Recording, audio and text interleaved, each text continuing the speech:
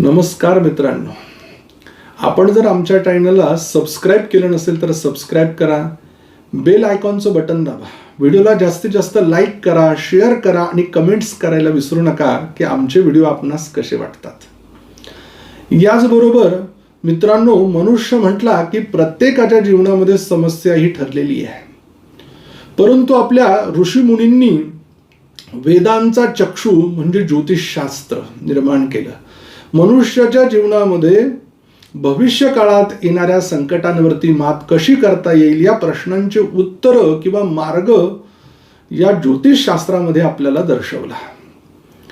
मग बऱ्याच वेळेला आपल्याला प्रश्न पडतात की याची उत्तर आपल्याला मिळतील कुठं. अनेक प्रश्न असतात मनामध्ये. सगळ्यात पहिला प्रश्न असतो की मुलांचं शिक्षण होत नाहीये गुरुजी, शिक्षण कधी होणार? शिक्षण अनेक अडथळे येत आहे, परिपूर्ण करतोय, अभ्यास करतोय, लक्षात राहत नाहीये, प्रयत्न करतोय, परिपूर्ण होत नाहीये. कशामुळे होतंय? काही अडचण आहे का? गुरुजी, मुलांचं शिक्षण खूप चांगलं झालंय, त्याला नोकरी लागत नाहीये.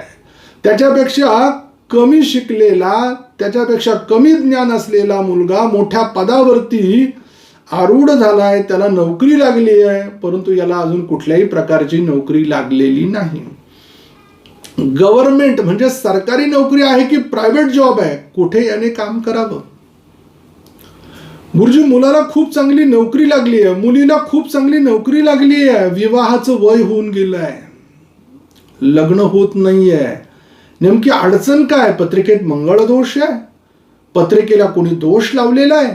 नेमकं या प्रश्नांची उत्तर आम्हाला कुठे मिळू शकतील? हे विवाह कधी निश्चित होतील?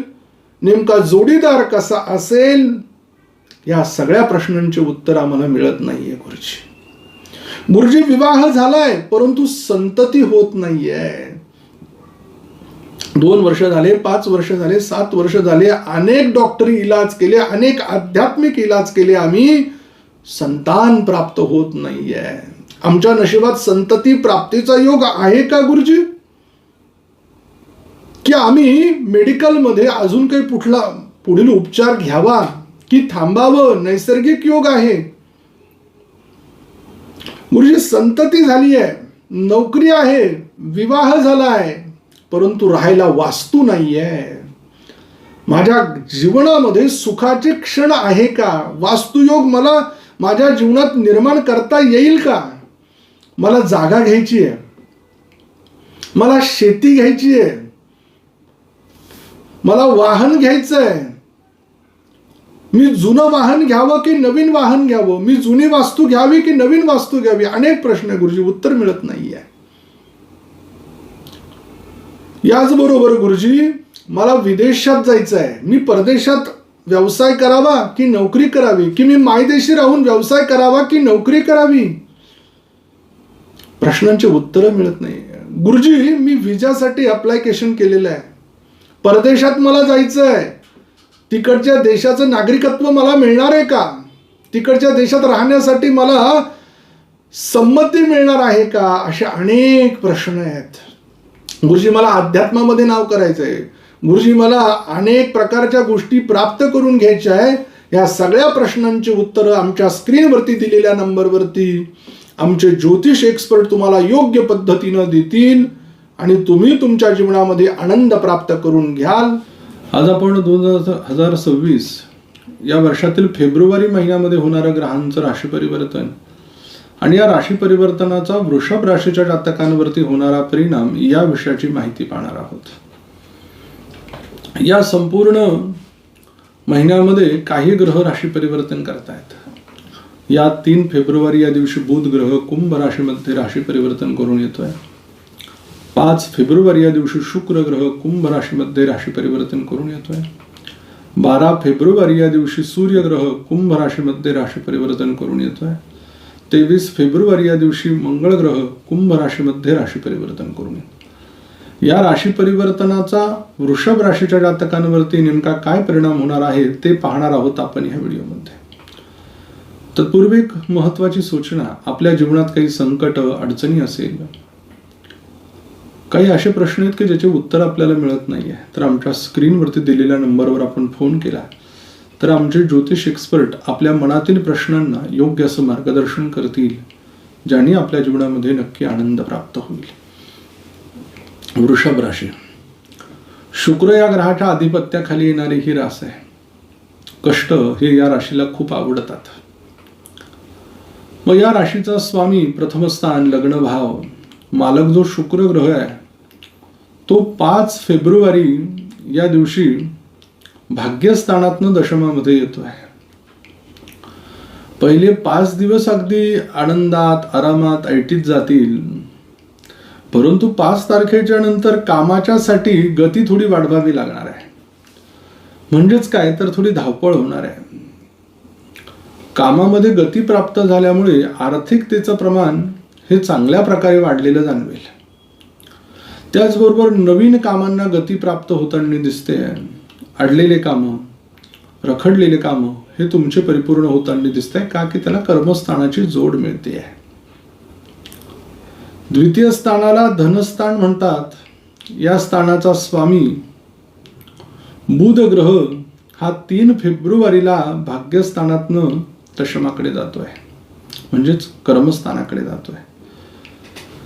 म्हणजेच काय तर पहिले 3-4 दिवस तीर्थयात्रा, तीर्थक्षेत्राचं दर्शन घेणे, तीर्थक्षेत्री अन्नदान करणे ही सेवा तुमच्याकडनं घडेल. गुरुग्रही तुमचे जाण्याचे योग प्राप्त होताना दिसत आहे. आणि विशेष म्हणजे पहिले 4-5 दिवस सुट्टीचे झाल्यानंतर मग बाकी तुम्ही कामाकडे पूर्ण पद्धतीनं स्थिर होत आहे. ज्या जातकांना राजकारणामध्ये करिअर करायचं आहे, ज्या जातकांना आपला व्यवसाय स्थिर करायचा आहे, किंवा ज्या जातकांना आपल्या कामाचा आलेख वाढवायचा आहे, अशा वृषभ राशीच्या जातकांसाठी हा महिना अगदी सोन पावलांनी आलाय असं मी म्हणेन. कारण की बरेच ग्रह दशम स्थानामध्ये विराजमान, बरे म्हणजे साधारण 4-5 ग्रह तरी त्या स्थानात येऊन थांबलेत. म्हणून तुम्हाला पुढे व्हायचं आहे. बाकी प्रारब्ध तुमच्या बरोबर आहे हे मी तुम्हाला विशेष सांगेल. कुटुंबासाठी काही महत्वाच्या गोष्टी खरेदी करायच्या आहे, त्याही तुम्ही करू शकतात. तृतीय स्थानामध्ये कर्क राशी विराजमान आहे. पराक्रमाच्या दृष्टीनं म्हणाल तर मी सांगेल की आहे ती गोष्ट पहिली परिपूर्ण करा, मग नवी गोष्ट तुम्ही घ्या. बरेच लोक ताटात एक चपाती वाढलेली असेल तर आणखी 2-3 घेतात आणि सगळं उष्ट टाकतात. तसं एखादा व्यवसाय चालू आहे, आणखी 4-5 ठिकाणी करायचं, मग एक न धड भाराभर चिंध्या. ही गोष्ट शक्यतो करू नका. जे समोर आहे ते परिपूर्ण करा. चतुर्थ स्थानामध्ये सिंह राशी आहे. या राशीचा स्वामी सूर्य ग्रह हा 12 फेब्रुवारीला कुंभ राशीमध्ये जातोय. आणि विशेष म्हणजे चतुर्थेशावर 12 तारखेला सप्तम दृष्टी येते आहे. वडिलोपार्जित व्यवसाय सुरू करणे, वडिलोपार्जित व्यवसायाकडे लक्ष देणे, वडिलांनी सांगितलेल्या गोष्टींचं मार्गदर्शन घेऊन पुढे पाऊल टाकणे, ही गोष्ट वृषभ राशीच्या लोकांसाठी अत्यंत महत्वाची असणार आहे. आई वडिलांचे विचार.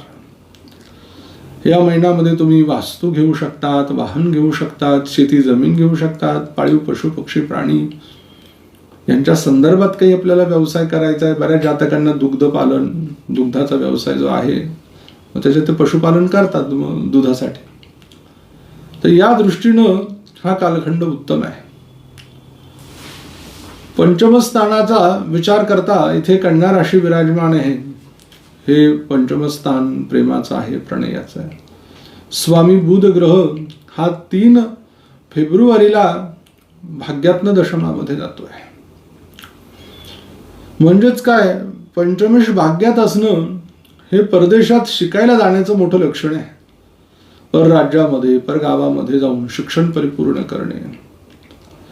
आणि विशेष ज्यांचं शिक्षण परिपूर्ण झालंय अशा लोकांना नोकरीचे योग हेही याच महिन्यात दाखवत आहे. कारण की षष्ठ स्थानाचा मालक शुक्र ग्रह हाही 5 फेब्रुवारीला भाग्यात्न दशमात जातो.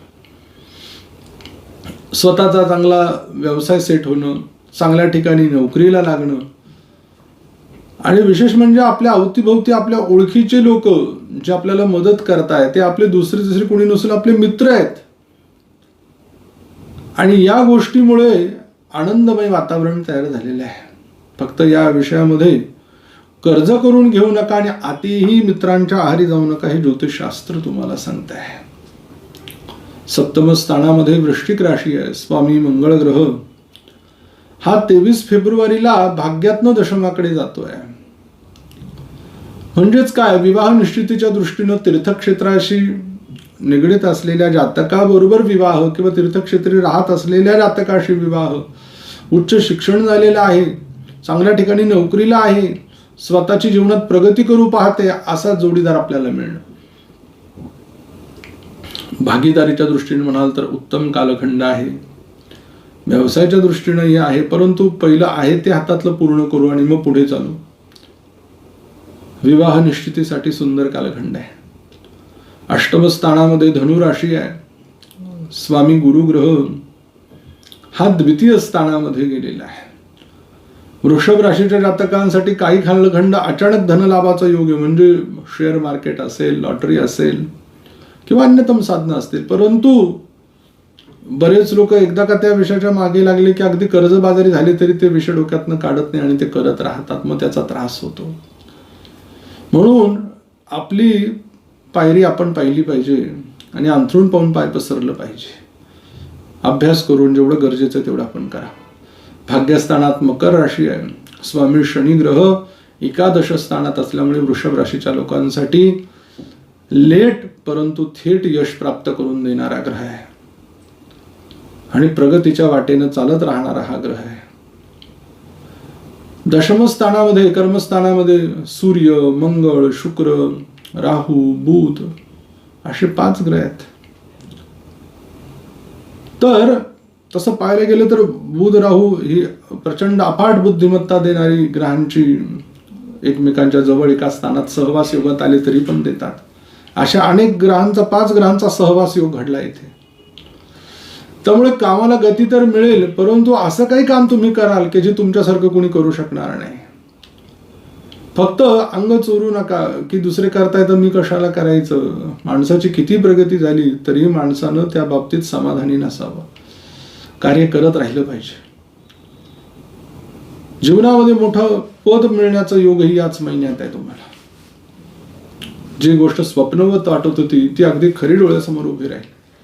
एकादश स्थानामध्ये मीन राशी आहे. स्वामी गुरु ग्रह द्वितीय स्थानामध्ये गेलेला, लाभेश धनामध्ये.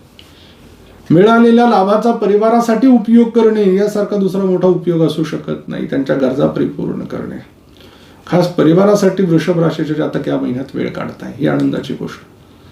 व्ययस्थानात मेष राशी आहे. स्वामी मंगळ ग्रह 23 तारखेला दशमामध्ये येतोय. व्यय कामाच्या ठिकाणी खर्च झाला तर होऊ द्या, व्यर्थ करू नका. मग तिथे थोडं नुकसान जरी आलं ना तर अपयश यशाची पायरी असते, ही गोष्ट विसरता कामा नये. वृषभ राशीच्या जातकांसाठी एकंदरीत हा कालखंड विचारानं संयमानं चालायला लावणार आहे. आपल्यासाठी शुभ अंक 1 आहे, शुभ रंग जांभळा आहे. कुठल्या दिवशी चांगले कामं करावे? 7 तारीख आहे, 8 तारीख आहे, 23 आहे, 24 आहे, 25 आहे. अशुभ दिवस कोणते आहेत तर 1 तारीख, 2 तारीख, 3 तारीख आणि 4 तारीख आहे.